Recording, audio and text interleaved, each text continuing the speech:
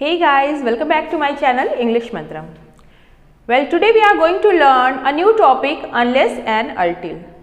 Unless and until. It is a grammatical topic and unless and until is very useful in our daily conversation.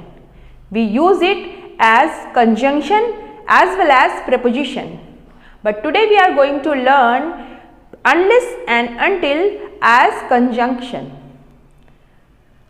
Unless और until conjunction की तरह कैसे use करते हैं आज के वीडियो में हम ये जानेंगे, लेकिन उसके पहले हम ये जान लेते हैं कि कंजंक्शन एक्चुअली क्या होता है, कंजंक्शन किसे कहते हैं। आगे बढ़ने से पहले अगर आप हमारे चैनल पर नए हैं और आपने मेरे चैनल को अभी सब्सक्राइब नहीं किया है तो हमारे चैनल इंग्लिश मंत्रम को सब्सक्राइब कर लीजिए, बेल आइकन को हिट कर लीजिए ताकि आपको इमीडिएट नोटिफिकेशन मिल जाए। तो हम बात कर रहे हैं कंजंक्शन की। अगर कंजंक्शन को वन वर्ड में डिफाइन करना हो तो हम कहेंगे conjunction is a connector. Connector चीजों को, सेंटेंस को, फ्रेजेस को कनेक्ट करने वाला। ओके और अगर इसको डिफाइन करना हो तो a conjunction is a word that joins two word, two sentence, two clause. दो सेंटेंस को जोड़ने वाला, दो वाक्यों को जोड़ने वाला, उपवाक्यों को जोड़ने वाले को हम कंजंक्शन कहते हैं। There are three type of conjunction and subordinating conjunction is one of them. And under the subordinating conjunction until and unless comes। तो आज हम इसी until और unless को सीखते हैं। इसको एक कंपैरिजन चार्ट के थ्रू समझते हैं कि unless और until में क्या डिफरेंस होता है। Well, there is very slight difference between unless and until. That's why students often get confused between both of them. तो एक कंपैरिजन चार्ट के थ्रू समझते हैं unless क्या होता है और until क्या होता है और दोनों के बीच में क्या डिफरेंस होता है।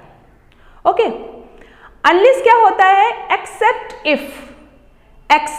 if या फिर if not, except if या फिर इफ नॉट, मतलब यदि नहीं, हिंदी में बोलते हैं यदि नहीं।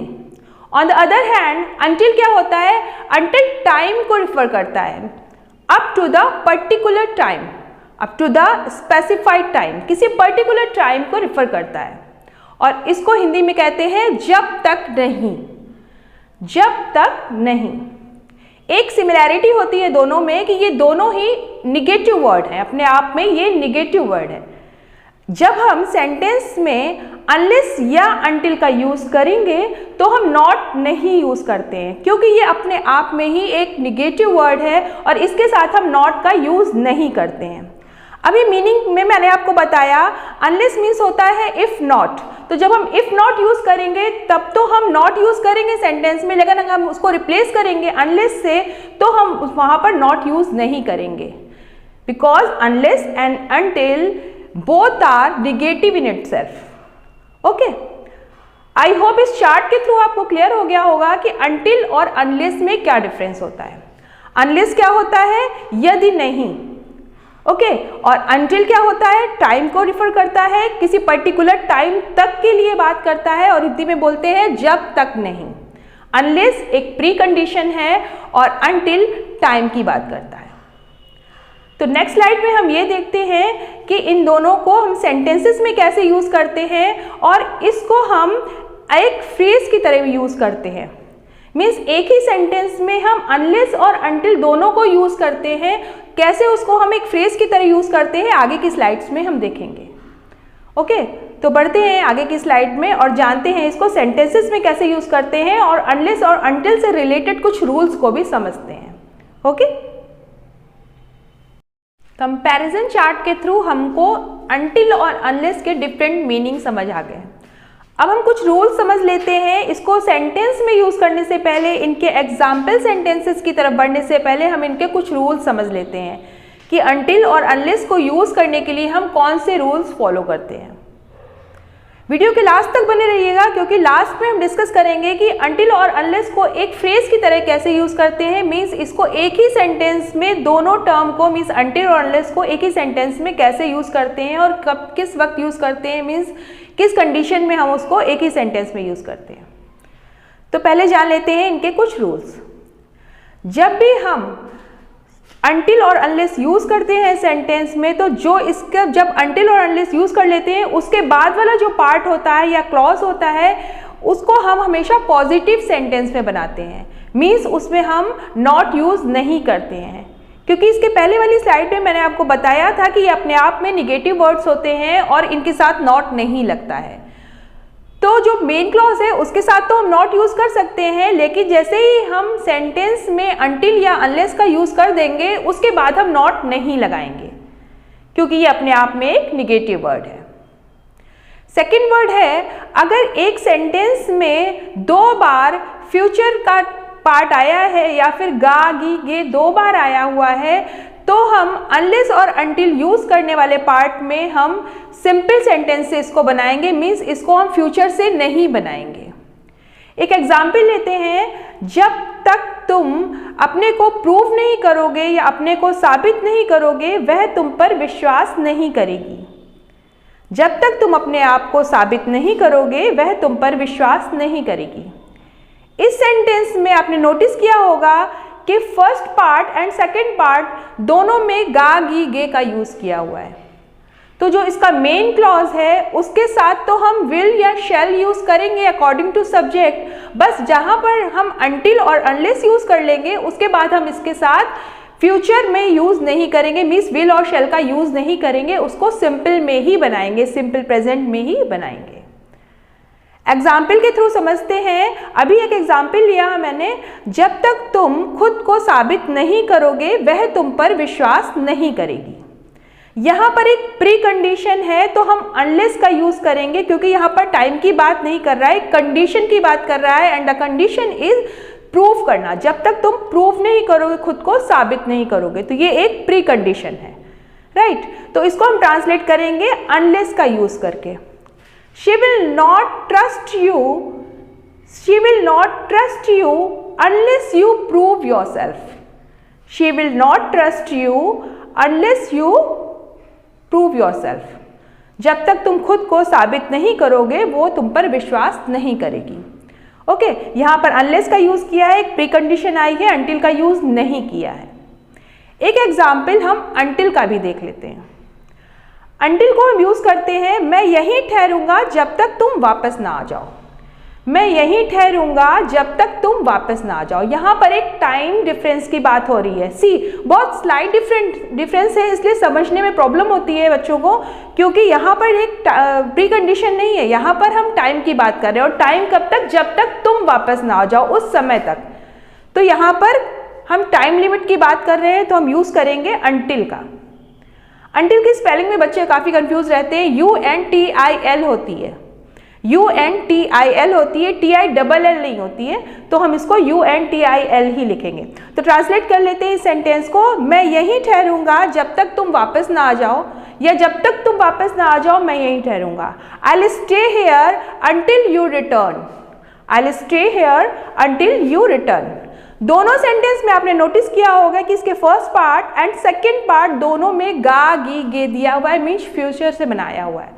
लेकिन जब मैंने इसको ट्रांसलेट किया, इंग्लिश में ट्रांसलेट किया, तो जो इसकी मेन क्लॉज है उसके साथ तो मैंने विल या शैल अकॉर्डिंग टू सब्जेक्ट यूज किया है, बट जैसे ही until और unless का यूज आ गया है, ना ही उसके बाद नॉट का यूज किया है और ना ही उसके बाद हमने फ्यूचर का यूज किया है। फ्यूचर टेंस का यूज नहीं करेंगे, उसको सिंपल में ही बनाते हैं। तो ये इसके 2 रूल्स हैं, इन रूल्स को ही फॉलो करके हम बाकी सेंटेंसेस को बनाएंगे। नेक्स्ट स्लाइड में हम जानते हैं इनके कुछ और रूल्स कि इनको कैसे हम ट्रांसलेट करते हैं और इसको सेट ऑफ फ्रेज के रूप में हम कैसे यूज करते हैं, इसको हम नेक्स्ट स्लाइड में जानते हैं। ओके,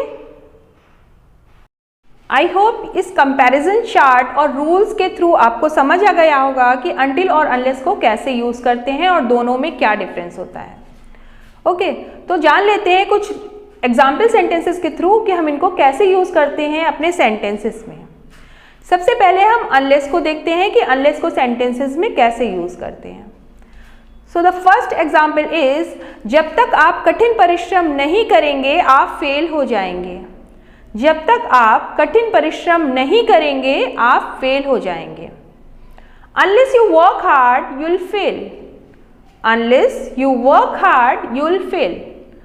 यहाँ पर आपने नोटिस किया होगा कि जिस पार्ट में अनलेस का यूज़ किया है नॉट का यूज़ नहीं किया है, because unless is a negative word in itself, तो दोबारा नॉट लगाने की जरूरत नहीं है।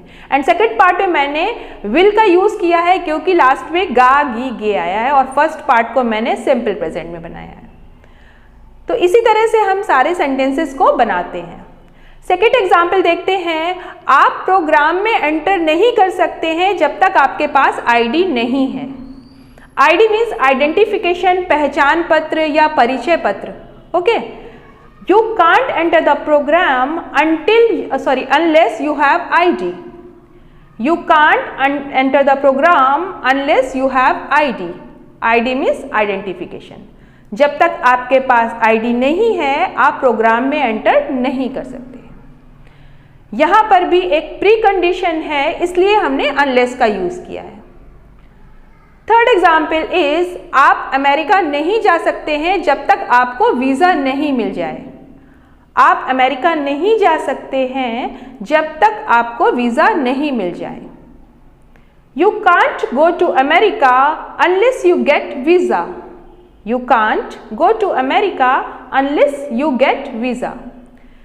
यहाँ पर भी अनलेस का यूज़ किया है क्योंकि सेंटेंस में एक प्री कंडीशन दी हुई है, वीज़ा ना मिल जाए, इसके लिए हमने यहाँ पर अनलेस का यूज़ किया है। जान लेते हैं अनटिल को कैसे यूज़ करते हैं और अनटिल को हम सेंटेंसेस में कैसे यूज़ करते हैं। लेकिन उसके पहले मैं आपको एक बात बता दूं कि अनटिल को हम टिल से भी रिप्लेस कर सकते हैं। अनटिल को हम टिल से रिप्लेस कर सकते हैं, TILL। अनटिल एक फॉर्मल वर्ड है और टिल एक बहुत ही इनफॉर्मल वर्ड है। टिल को स्पेल करते हैं TILL और अनटिल को UNTIL। ये डिफरेंस होता है दोनों में, वो फॉर्मल है, अनटिल एक फॉर्मल और ये एक इनफॉर्मल वर्ड है। ओके, तो देखते हैं अनटिल को सेंटेंसेस में कैसे यूज करते हैं।